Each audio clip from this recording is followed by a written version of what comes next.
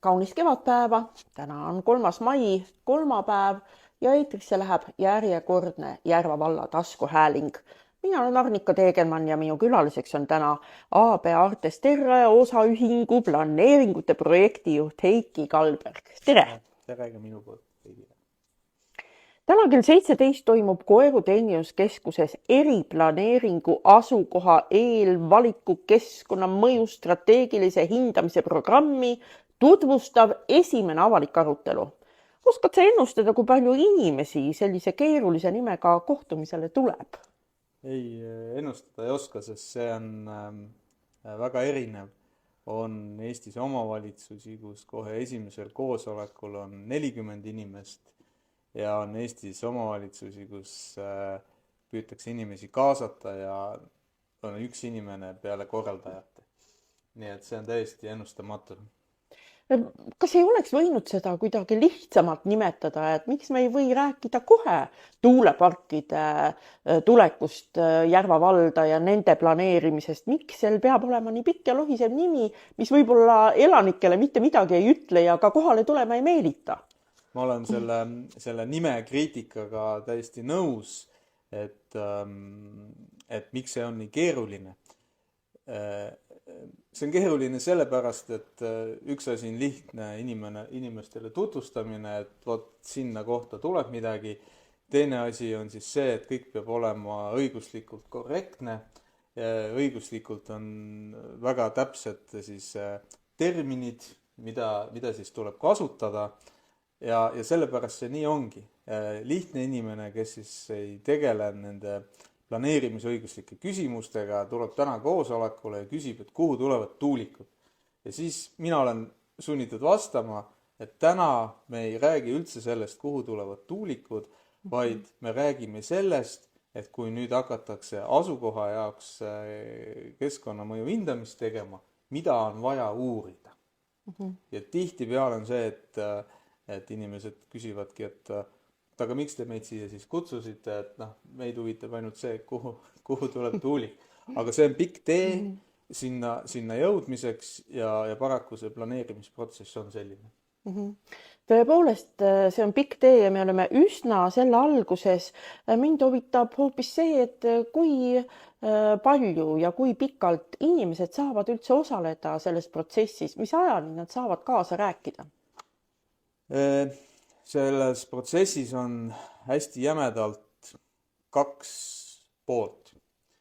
Esimene pool on see asukoha eelvalik, kus siis tuleb leida need maa-alad, millele saab tuulepark tulla. Praegu on, Järva vallas on valitud 2 ala, üks on valla lõunapool, teine on siis valla põhjapool. Nende 2 ala sees siis otsitakse võimalikke alasid tuuleparkide tegemiseks. Ja meie tööprotsess lõppebki kuskil 2024. aastal lõpupaiku, 2025. aasta alguses sellega, et meil on siis paigas täpsemad piirkonnad, kuhu saavad need tuulepargid tulla ja on paigas tingimused, mis tingimustel nad saavad tulla. Ja siis jätkub veel edasi, kas siis avalik planeerimisprotsess või projekteerimistingimuste alusel otsustamine, et tuulik tuleb nüüd Tamme-Antsu kinnistule või midagi sellist. Et tegelikult Järva vallas seni on see eriplaneering algatatud sellisena, et ka see teine etapp toimub avaliku planeerimismenetlusena, et inimestel on võimalik siis näha seda lahendit ja teha ka selle kohta ettepanekuid. Aga vahepeal on toimunud Eestis jälle õigusaktide muudatused ja on toodud sisse ka võimalus, et seda teist etappi saab ära jätta, teha seda projekteerimistingimuste alusel. Et põhimõtteliselt on siin võimalik omavalitsusel nüüd seoses muutunud seadusest muuta seda teise etapi tegutsemisviisi. Minule teadaolevalt täna on ikkagi see, et ka teine etapp peaks olema planeerimismenetlus. Kas see muutus teeb protsessi lühemaks, kiiremaks või mitte? Selle muutuse eesmärk, miks siis Riigikogu selle hääletaski, ongi see sama energiakriis, et see protsess saaks olla lühem. Eesti lühiajaline eesmärk on toota kogu tarbitav elekter aastaks 2030 ehk juba kohe põhimõtteliselt taastuvatest allikatest. Sina planeerijana, kas see on üle pakutud või on tõepoolest see lähima 6 aasta jooksul võimalik teostada? Mulle täna tundub, et tänase seisuga on see veel teostatav. Et mõnes kohas on seesama eriplaneeringu asukoha valiku etapp siis volikogus vastu võetud, näiteks Pärnu linnas Tori vallas just aprillikuus tehti seda. Mitmes kohas on need protsessid päris kaugel, et seda võiks see aasta teha, järgmine aasta teha ja kui nüüd järgmine etapp läheb ka piisavalt hästi, kui meil siis saab selgeks ka see, et Eleringi võrk selle vastu võtab, siis see on minu arust täna teostatav. Lisaks kavandatakse meil veel ka meretuuleparke.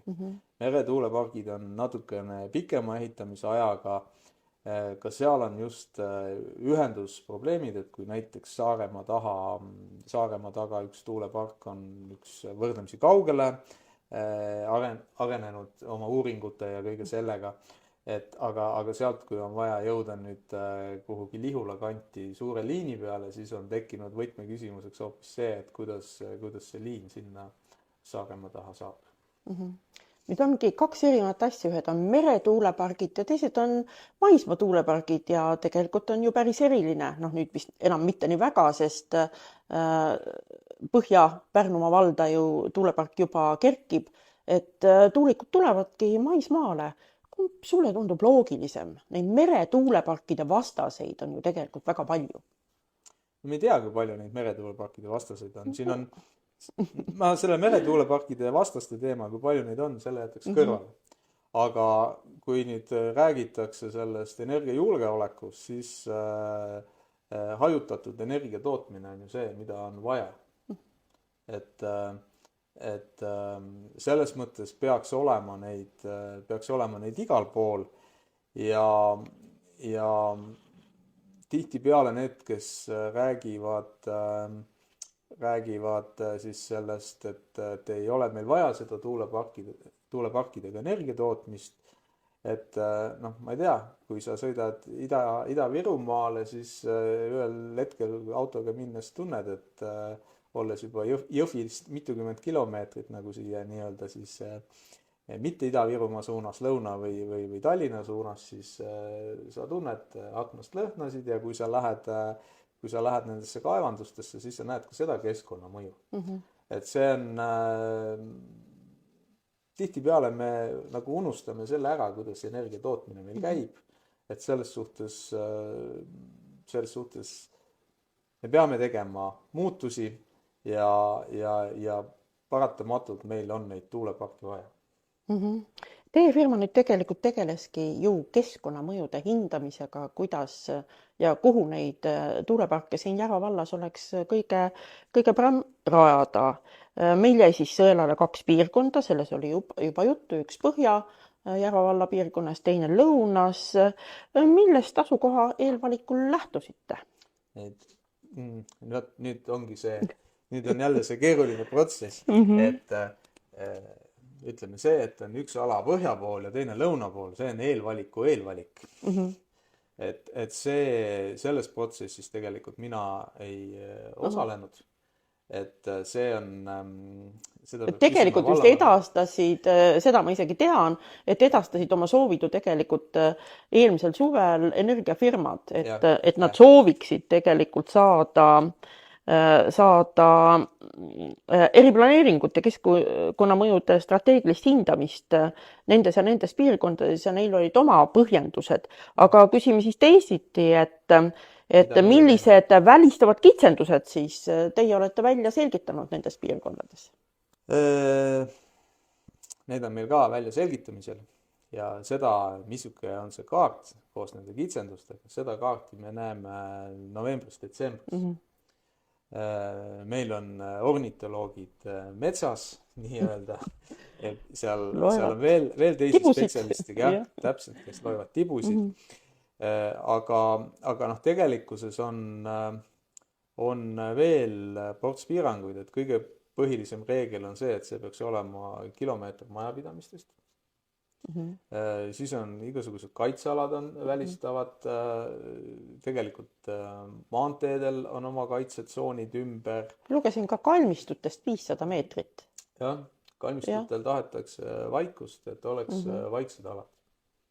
Et seetõttu siis on, et need, jah, ma nüüd peast ei mäleta, ma peaks võtma paberi ette, aga põhimõte on jah see, et seal, kus on vaiksed alad, kus inimesed töötavad, inimesed elavad, sealt peaks olema piisav kaugus, igasugune looduskaitse ja tegelikult neid välistusi hakkab tulema päris kogu rada pidi, et see planeerimine ongi nagu selline rätsepatöö kleidi tegemine, et sa muudkui lõikad ja vahepeal ongi see, et kui alguses tundus, et on pikk pallikleit, siis lõpuks on siuke lühikene diskokleit.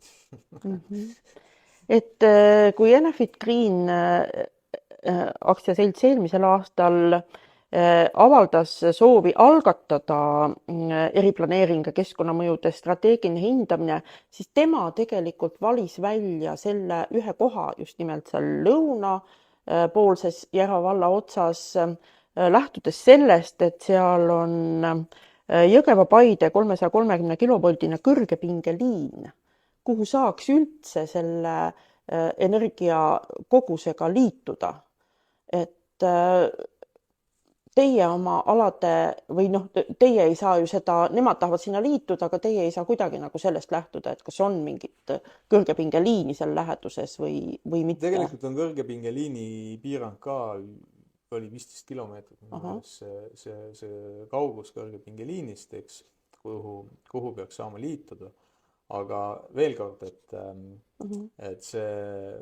me kõigepealt leiame need alad, kuhu see tuulikud panna, siis nendelt aladelt saab arvata võimsuse ja siis saab näidata ka liinikoridorid, et selles töös siis, mida siin aasta lõpus saavad vallavalitsuse inimesed näha ja laiem avalikkus võib-olla uue aasta alguses, seal on siis ka liinikoridoride siuksed võimalikud alad ära määratud.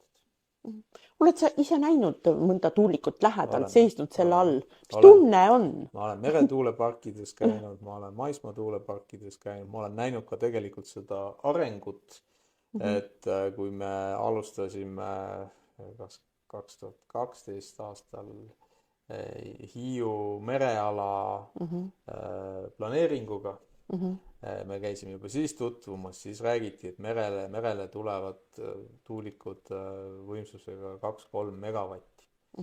Ja meretuulikud saavad olla alati võimsamad kui maismaal. Siis eelmisel aastal pandi siis Põhja-Soomes maismaale 7 megavatine tuulik üles.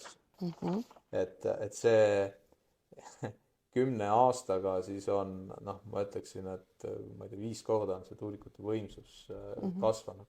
Et see, millest me rääkisime, siis on mere peal, täna pannakse maismaale suuremalt.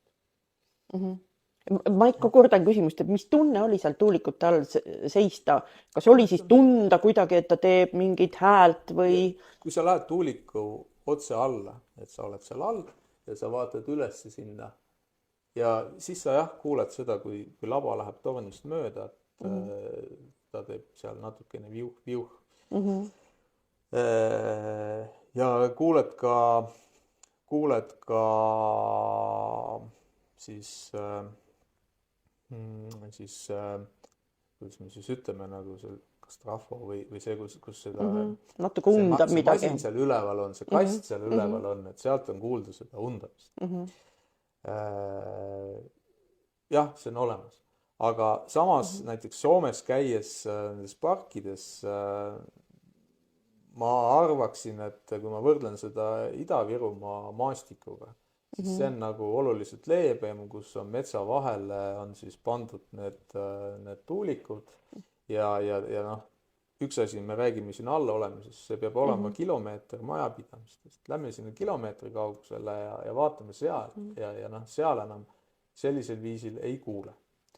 Teine asi, kui minna Paldiski tuuleparki, mis on siis Enefit Greeni oma praegu täielikult, seal pargi ühes otsas on tuulikud, kui sa oled seal tuuliku all, sa kuuled, kuidas see laba käib seal mööda ja pargi teises otsas oled selle tuuliku all, mis paistab samasugune ja sa ei kuule seda, kuidas laba käib mööda. Ühesõnaga, ka seal on kahte erinevat mudelit ja see on jälle selline vana tuulepark meil ja sa juba seal näed seda, kuidas tuulikute siis innovatsioon või tehnoloogia muutus on toimunud. Nii, aga nüüd meil tänasel päeval on veel nagu oluliselt aega mööda läinud, et noh, et tegelikult kõik tootjad tegelevad sellega, et tuulikud teeksid vähem müra. Ehk tegelikult meil on ju selle tegeliku tööni, kui neid tuulikuid hakatakse püsti kunagi panema veel päris hea mitu aastat, et see tehnoloogia võib ju selle ajaga veel edasi areneda. No, ma arvan jah, et 2 aastat läheb selleni, kui seda saadakse tellida. Et kui tänased siis huvitatud isikud, arendajad saavad siis teha tellimise otsuse, et selle aja jooksul see aeg on veel see, mis see saab edasi areneda. Ja ma ütleks ühe asja veel, et ma olen kogenud ka seda, kuidas siis need, kes ei soovi tuulikut, planeerimisprotsess ongi see, et kõik saavad avaldada oma arvamust ja tihtipeale tekib ka siis vastu huvigruppe. Ja siis tihtipeale on kasutatud 15 aastat, 20 aastat vanade tuulikute juures, kas on tehtud mõni video, noh, täna ongi YouTube'ist on väga palju infot kättesaadav ja siis on nagu väga palju müüakse seda vana tehnoloogiat, et kuulete, kui räige see asi on. Eks? Et tuulikuid tuleb hooldada. Kui neid hooldatakse, siis peaks olema ka nullilähedane sellised igasugu krigisemised ja muud sellised häiringud. Sa võtsid mul kohe sõnad suust ära, sellepärast, et tegelikult selle jutuga ma tahtsin jõudagi sinnamaani, et tava on ju, et kui pakud Eesti inimesele midagi uut, siis enamasti ollakse vastu, on ju nii? Või on mul ainult selline tunne jäänud? Inimesed on erinevad. Ma olen kogenud oma planeerimispraktika jooksul seda, et rohkem on vastu uued asukad.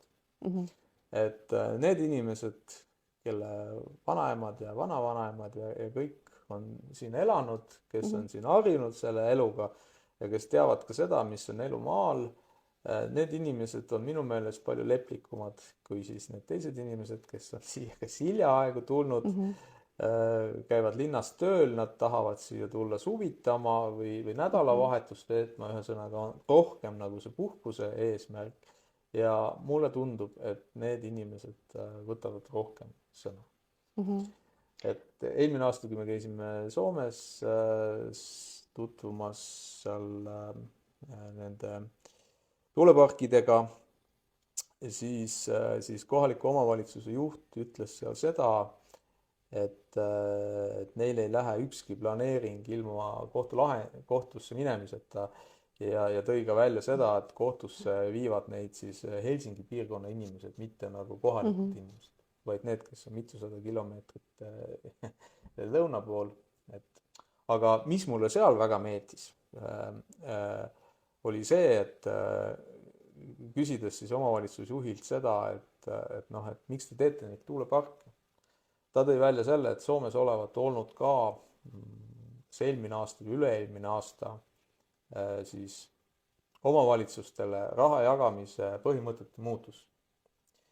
Ja et nemad on ääremaaline piirkond, nad on ka kahanev piirkond ja ta ütles seda, et need tuulepargid toovad tegelikult valla eelarvesse olulist lisa, et nendel on valida, kas nad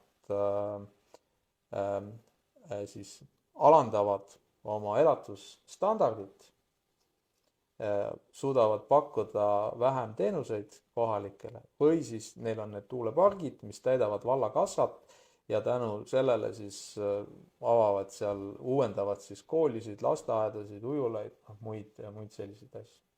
Ja seda juttu ma ei ole Eestis nagu kuulnud, et et see on just nagu omavalitsusjuhtide poolt.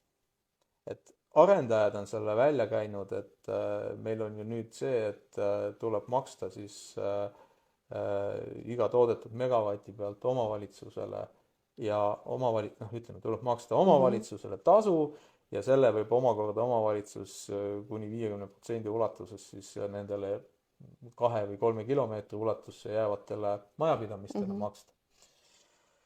Ja sellest on rääkinud arendajad, aga ka seda, et see on tegelikult omavalitsusele oluline. Seda ma viimastel aastatel ei ole siin veel kuulnud nendel aruteludel. No meie tegelikult oleme ühe korra rääkinud, et meie vallavanem nüüd küll vabariigi aastapäeva kõnes tõi selle punkti sisse, et kui peaks minema hästi ja meile need tuulikud tulevad, siis see võib olla uus arenguhüpe vallale ehk kõigile omavalitsustele, kel on õnn tuulepargid oma territooriumile läbi selle pika protsessi saada, sest teatavasti rahastusega on ju paljudel omavalitsustel kitsas käes. Aga ma tahan veel küsida seda, et mida sa soovitad meie omavalitsusele, kas me peaksime minema ka kuhugi vaatama ja oma silmaga veenduma, kuidas need tuulepargid töötavad ja mis nende tuuleparkide läheduses olevad inimesed ütlevad? Jah, peaksite. Väga lühike vastus. Kui sa ennem küsisid minu käest, et kas ma ise olen näinud, siis juba selle Hiiu mereala planeeringu koostamisel me käisime mitmes kohas. Ja see andiski, kui ennem oli inimestel väga palju kõhklusi, siis see võttis mitmeid kõhklusi maha. Ja sinna peaksid minema vallavanem ja volikogu esimees, ühesõnaga olulised valla juhtisikud, aga sinna peaks minema kindlasti ka mõned elanike esindajad, nende elanike, kelle lähedusse seda kavandatakse, nende külade esindajad, et Soomes käimine ei ole väga kauge ja väga kallis, et mina nagu väga tugevalt seda soovitan, aga kui Soome ei jõua minna, siis tõesti ka seesama, et kuidas Paldiskis sa kuuled, kuidas üks labade pealt ja siis kuuled, kuidas teine laba seda häält ei tee nii tugevasti. Ka see on mingi märk. Nii et ega siis midagi muud, et teeme täna selle esimese sammu, osaleme sellel esimesel koosolekul ja kindlasti on meil siis põhjust veel aastate jooksul küll kohtuda, kui kõik planeeringud on valmis ja kõik läheb nii nagu plaanitult, nii et suur aitäh, et tulid, meiega natuke rääkisid, veidike ka neid hirme maha võtsid, mis seoses iga uue asjaga on ja kohtume järgmistel kordadel. Ja, aitäh ja tulge aruteludele kuulama.